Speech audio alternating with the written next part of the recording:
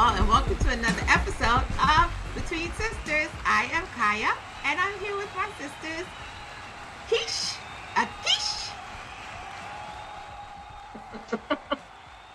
and EVE. Shout out to Chola Dawn and Chola. So it is Latin Heritage Month, and we are celebrating Latin heritage, and we are celebrating the heritage that is within us, the sisters. Yes. So shout out to our Panamanian princess over here, Kisha Kish.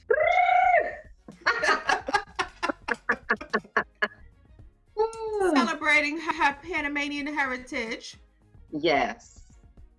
And if you did not know, obviously her and Chola are of Panamanian descent. Their ancestry stems, so some of their ancestry stems from Panama. Do you speak Espanol? Poquito. Okay. Poquito. Okay. Poquito. So, I had explained in a previous episode growing up, I grew up in a household where they were speaking Spanish, and my cousin was going to school in New York. I don't know if it was, I think it was an elementary school. And at that time in the late 70s, early 80s, they weren't tolerating a person coming to a public school not speaking a lick of English. So they told my aunt, listen, if he doesn't speak English, he can't come to school. So in turn, the whole household spoke only English, completely for him, so that he can learn how to speak the language quickly so he can go to school.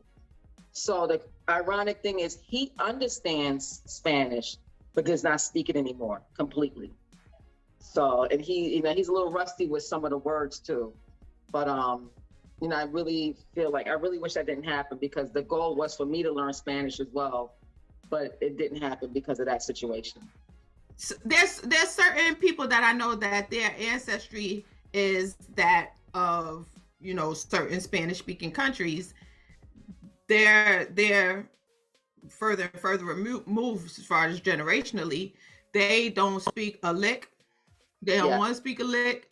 They are so Americanized. It's just like, oh, but their abuelita is like, she don't speak no English. Yes. Or she speaks little English, you know what I'm saying? But they are like so Americanized, so, into the American culture that is. And I blame that on America itself. So going back to what happened with my cousin. And then I remember my mother telling me the story of when she came here. I think she was 8 years old. I can't remember how old. But her own teacher was laughing at her accent in front of the whole class. So she came here with a Hispanic accent, and the lady was little, like, how you go? So my mom said she would be in her bedroom standing in front of the mirror and practicing how to speak properly so that she wouldn't come back to school with this Panamanian accent. And so really sad. So she couldn't keep her culture on the surface to the world because the world is making fun of her. So, which is very sad. And, so I think that's what's happening with a lot of Hispanics when they come to this country. They want to fall right into the American fabric and blend right in. And a lot of them are able to blend in because of complexion. And even if they don't have the fair skin, their skin is fair enough to be able to stop with the big dogs and camouflage themselves and throw their culture in the garbage, because it's like, that's not cool, that's not cute. So I'm gonna go back a little bit. I remember, and I don't know if I spoke about this, but I remember, which was really sad, and growing up in Brooklyn, it was something about Haitians at my school. Like in elementary school, to be Haitian was like a taboo, because they were affiliated. Like, now you gotta keep in mind, I was only in 7th grade, so we were taught that Haitians were affiliated with voodoo. So, Haitians do voodoo. So I remember there was this really pretty girl at my school, really, really pretty. And I had her and I used to walk to school together. And I remember ringing her doorbell, and she didn't come down. And then her mom finally came down, and her mom, it was all over her. Her mom was Haitian. Like, it was like no question. Like, what accent is that? Like, you knew her mom was Haitian. So when she came out, she was like, listen, like the whole time we walked from her house to the school, she was begging me. She was like, please, nobody, because she was a popular girl. She was this pretty girl. She was popular. She was like, nobody at school knows I'm Haitian, so you cannot tell nobody. I was like, girl, your secret's safe for me. But I felt bad for her that she couldn't even, say, hey, I'm Haitian. I remember like a neighbor on my block one day, I met her daughter, and her daughter was young at the time. And I said, well, where your family from? Because they were new to the block. And she's like, oh, blah, blah, blah. We were born here, but, we're Haitian. But she had a but with it. I'm like, well, you don't need to do a but with being Haitian. So not to go down to a different road, but I just say that to say, like the Haitians, a lot of Spanish people felt like they need to camouflage their ethnicity and blend in with America to be accepted. Agree. Now the flip side is, because like y'all go there, the flip side is, while you're camouflaging yourself, don't make nobody else feel bad, and don't make your people feel bad. Like if you choose to be who you want to be, then whoever else has an accent or has the same accent as your grandparents or your great-great-grandparents, don't make them feel like, because I will say that I've seen this for myself, and I think a lot of people have seen this for themselves. I've seen a lot of Spanish people who, especially the ones that are very fair, they straddle the fence. So when they with the Spanish people, they Spanish. When they with the Black people, they that hey girl, they that homie that's Spanish, and they try to make sure you understand that they came from the same roots as you. You go poor too, blah blah blah blah blah. And then when they with Karen and oh no, they don't need to be jumping the wall. They need to, they build that wall, build that wall, build that. Build that wall. Make America great again. Keep out these immigrants. We have to do something about these immigrants.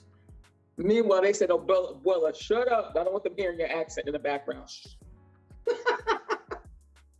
So yeah, it's sad. It's sad, and the question is it time for us to put the mirror in people's face and say, "Hey, what are you doing over there?" Or does it even matter? It pisses me off because it seems as if, especially when it comes to politics and certain avenues as far as business, corporate, it seems like people quickly forget their roots. Yes. That whitewash, that wash cycle washes away that rice and peas. That rinse cycle washes away that arroz con pollo, Yeah. That sazon and sofritos, that go right out the window. You know what I'm saying? Those sofritos go right out the window. You know what I'm saying? As soon as you get a little bit of money, or you feel like you've made it, or you feel like now you're on the opposite side of the fence or on the opposite side of the wall, then now you can look down your nose at everybody else. You know what I'm saying? And it's like, dude, your name is Ted Cruz. Your name is Marco Rubio. Yes. Rodriguez. You know what I'm saying? Your name is Teresa.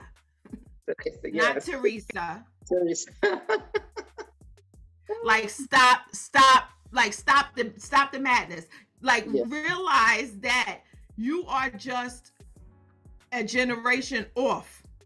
Yes. From the boat. You know what I'm saying? Yeah. But then on the flip side, sometimes you get when you get to America, you get accustomed to America and everything. But then you're too American to be really cultured. They feel as if, I don't know if it's for you guys, well, you, Kish, they feel as if, you're not cultured anymore because you're over here. So it's just like you're stuck in the hard place in a rock at the same time, because it's just like you're too Americanized to be, Panamanian or so, but then you're too Panamanian to be American. Yeah. And so, I do have compassion for those, not Ted Cruz. I don't have compassion for him, but I do have compassion for those who I have compassion for those who feel like they need to camouflage themselves within every arena that they're in. But we all done that indirectly, because how many times have we called up? We know how to put on a voice. We know how to put the voice on when we need to. My first name. I'll give my last name. Hello, this is Miss So-and-so. We put on our Becky voice. I can do it with the best of them. Yes. When I'm ready to. Yes. So it's kind of like, it's a switch that you got to turn on and off. The problem is a lot of them don't turn it back off. They keep it on forever. Like you forgot where you came from. Yeah. Shorty. You know what I'm saying? Quick joke. I have met this lady who's Panamanian. Very, very fair skin. She married an Irishman. So his mother-in-law, she was hosting Thanksgiving one year, and his mother-in-law was like, "Yeah, don't be cooking with all that adobo and sazon. We don't need all of that." You don't need what? She said, "Honey, I took sazon and adobo and rubbed it all over that turkey." We're gonna have all of this. We're gonna have it all over. We're gonna have it all over. But see, some women and some men, they whitewash themselves through their marriages or through their relationships. Yeah. So they'll marry out of their, their circumstance, or they're married, they're up, you know what I'm saying? So they'll be like, oh, well, my last name is Rabinowitz now, or my last name is, you know what I'm saying? Yes. Give me a black or Jamaican any day. and because I was having a conversation with a family member, and they were telling me about one of their people that they did a baby donor. Oh. And a dark-skinned woman of Caribbean descent, and she chose a white donor because she wanted her baby to be mixed. Wow. She didn't want a full black baby. Wow. So you chose. But you know what? It was, oh my God. There's a what does that say? But you know what? I remember, what is her name? This black activist who's very fair skinned, but her hair is she wears hair in an afro. And she had said in this documentary that Oprah Winfrey had, with the light skin, dark skin documentary Oprah Winfrey had, and she said that they were told that Angela Davis? Was it Angela Davis? It might have been her. She said they were told as kids that they should marry light. And she said her mother didn't say that to be ignorant.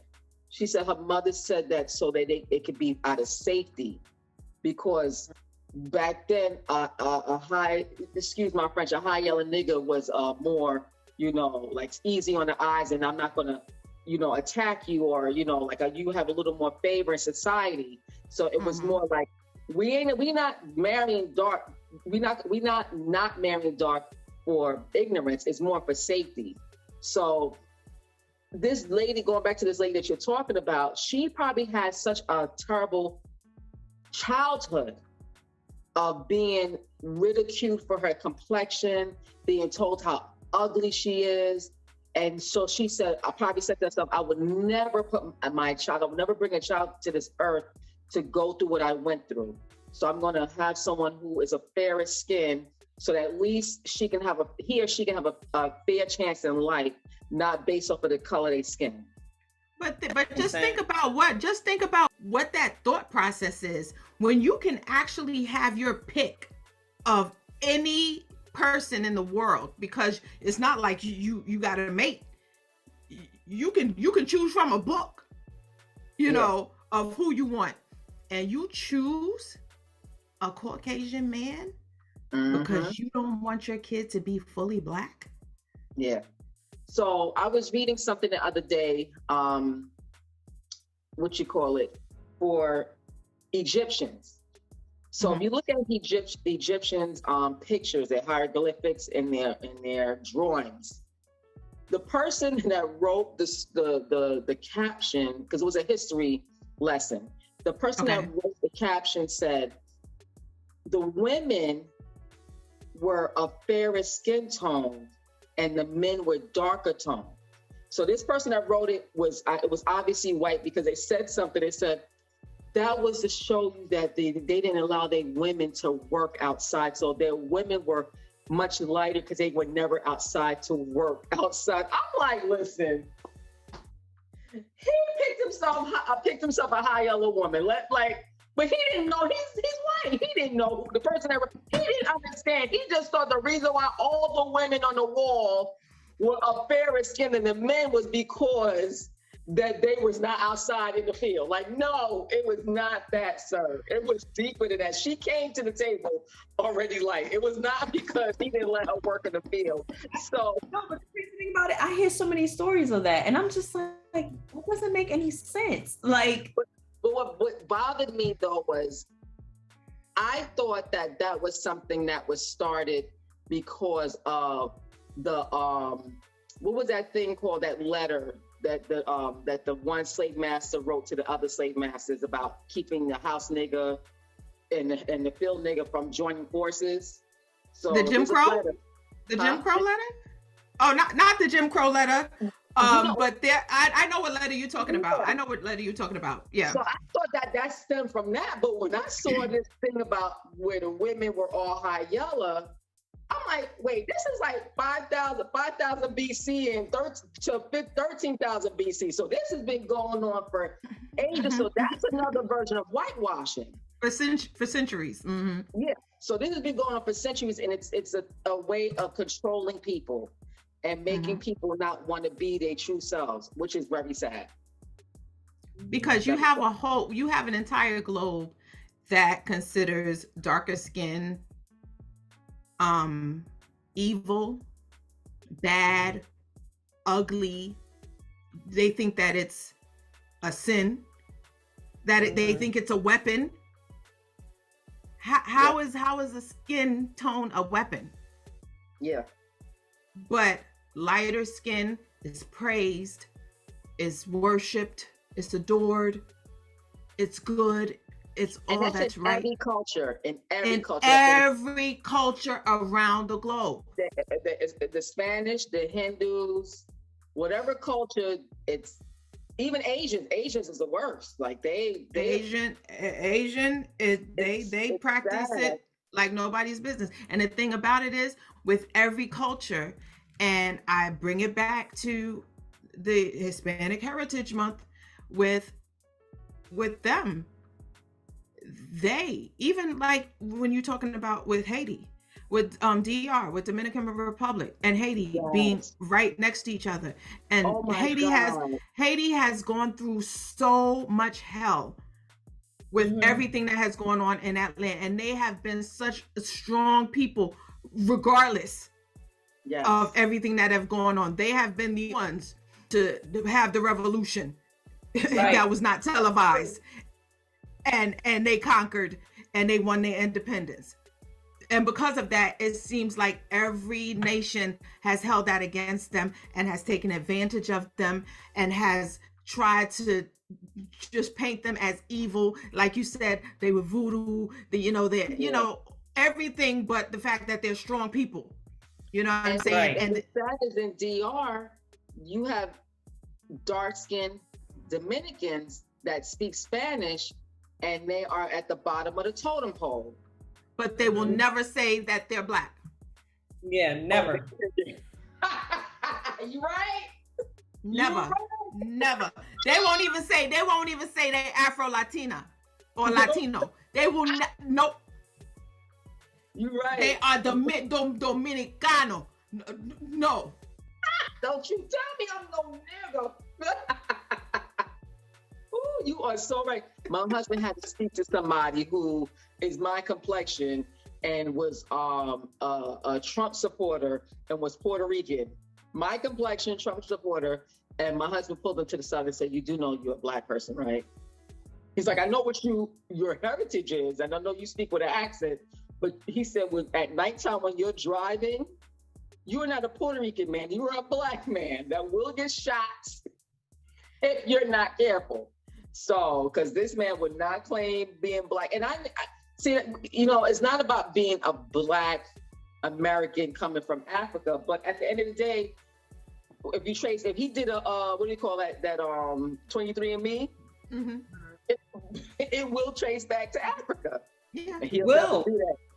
Yeah, but see the thing that, because anytime that I would have conversations with any of my Latina friends, yeah, I would always say, because they would tell me some of the heinous and disgusting things that their parents would say about people that look like me. Yes. And and I'd be like, what? Yeah.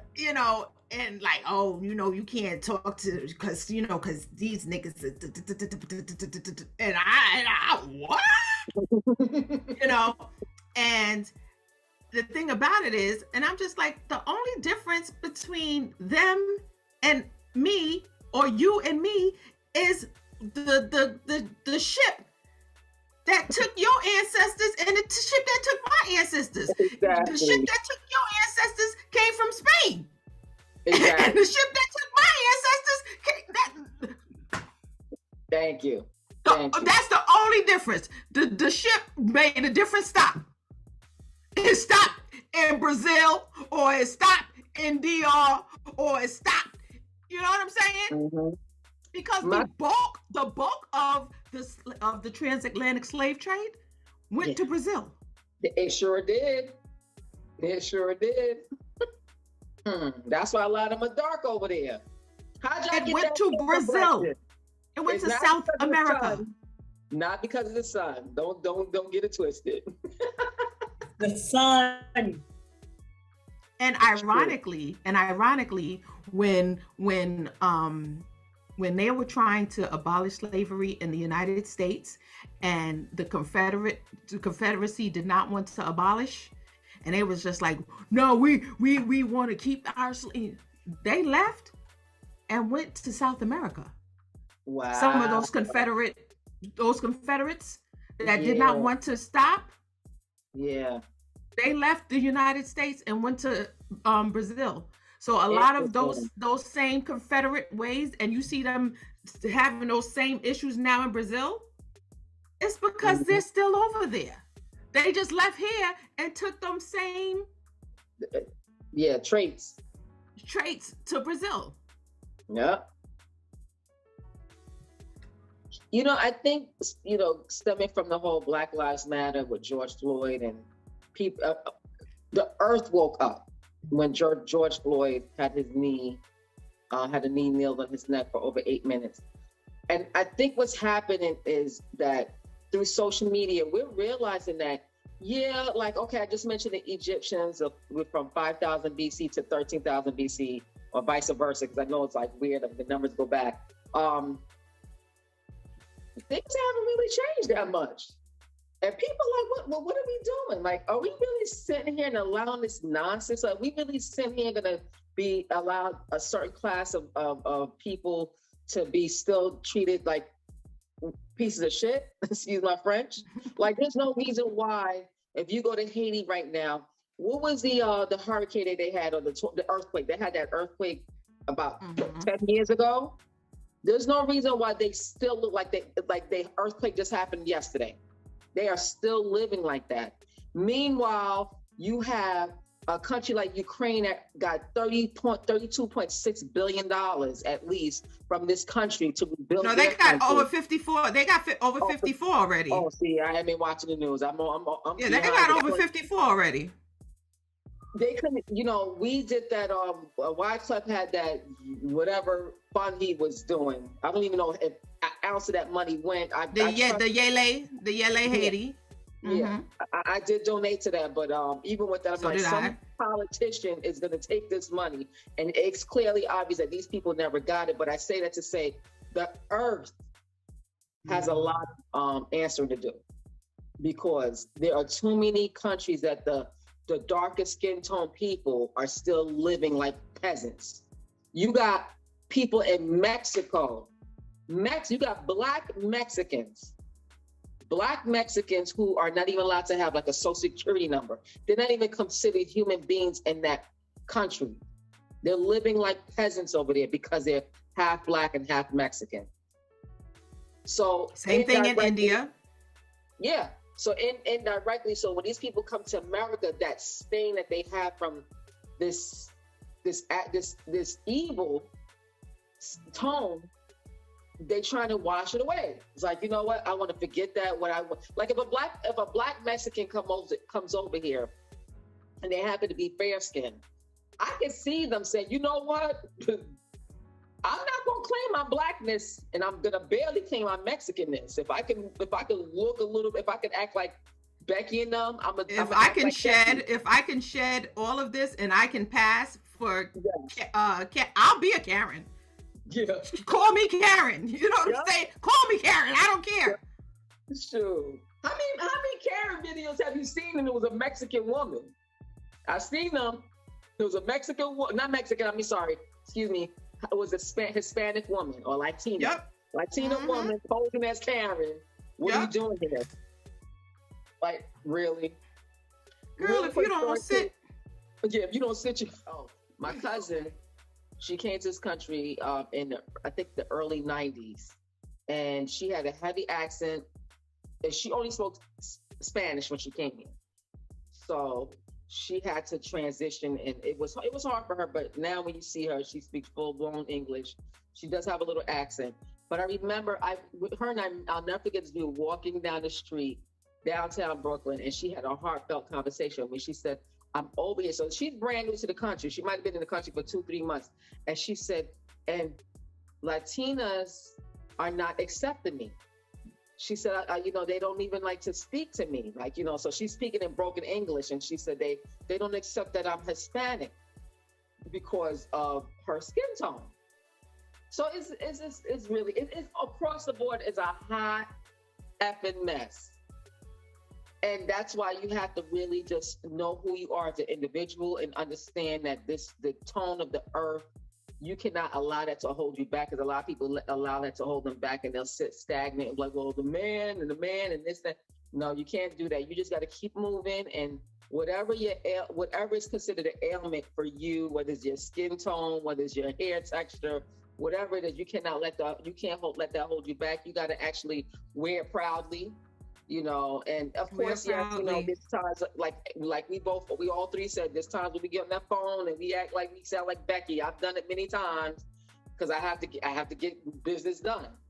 Mm-hmm. And so it's just the thing is, you have to be able to turn it on and off at the appropriate moment and not make people feel bad. And anybody that is Hispanic, Latino, whatever it is, if you are straddling the fence, don't do it where you're hurting people's feelings.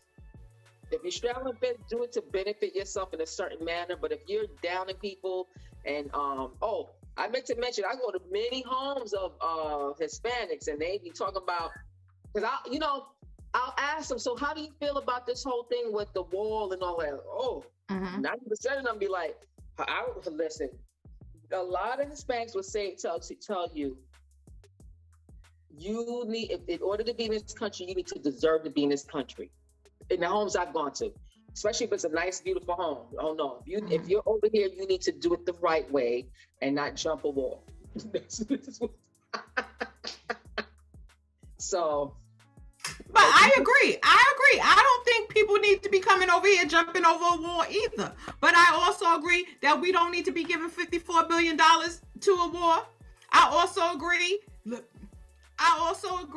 that as brown countries, we definitely don't get the same respect and the same aid that clearer countries do. Yep. You know what I'm saying? And I know that Haiti has come through in a lot of ways for America in the past, and America does owe debts to Haiti, and I believe that the UK also owes debts to Haiti. So, like, somebody need to pay up. Listen, I'll be at the meeting when they talk about. DR wasn't even letting them in. DR was like, no, DR was treating them like, and that's one of the reasons why I said I would never go to DR because of that, because of how they was treating Haitians. And I was just like, and I'm not Haitian, but I have Haitian. My best friend is Haitian. I'm just like, you gonna treat Haitians? Nah, we ain't doing that. Yeah. Like, how you gonna treat Haitians like that? And like, like, come on, son. Like, what's up with that? Yeah. Yeah, we Dominicano. Nigga. Child. What's separating Haiti and DR? It's basically Get out of here. And you know, I got a lot of Dominican friends too. And my Dominican friends always tell me I look Dominican. Because everybody always, people will always come up to me and start speaking Spanish because they think I'm Dominican. I'm not Dominican. Just for me. Just for me.